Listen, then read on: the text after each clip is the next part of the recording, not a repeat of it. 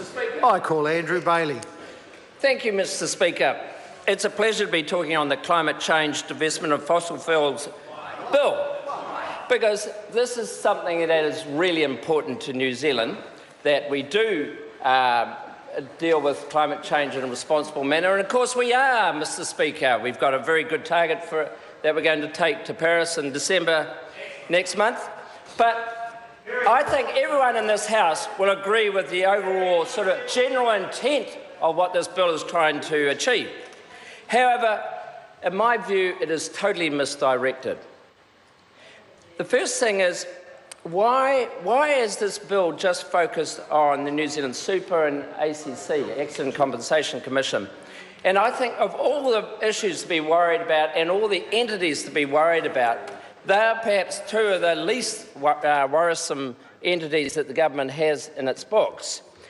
And I think if the sponsor to this bill had actually picked up the phone and maybe rung Adrian Orr at New Zealand Super as an example, or even the investment team at ACC, they would have been absolutely horrified. Adrian would have been horrified at the thought of this bill because they are already applying very strong ethical approach to the way that they invest in the investments around the world. And I have actually spoken to Adrian about this bill, and very recently, and I got a slightly different view, which is they are very focused on achieving good outcomes, they are very focused on ethical investments, and they're already applying some of the proper principles for investment. But why this bill is totally impractical is that it's an issue of how do you define what are the entities that should be precluded from being invested in.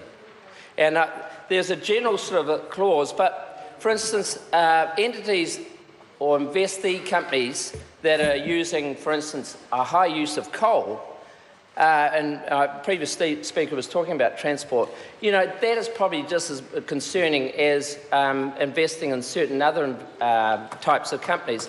And so that lack of clarity around, and how far do you stretch that definition? And I haven't seen anything in this bill that would go anywhere towards giving the clarity that the investees or the guardians of the New Zealand Super, as an example, would be able to apply. The second thing, it actually cuts across good governance. Absolutely. And we've been debating in this House over the past few months about permitting New Zealand Super to actually invest through funds. There are 4 issues that we've actually been debating in this House, but one of them is the ability, quite rightly so, to be able to invest in funds, and not only in New Zealand but offshore, and they're very standard approach, fund-to-fund type approach.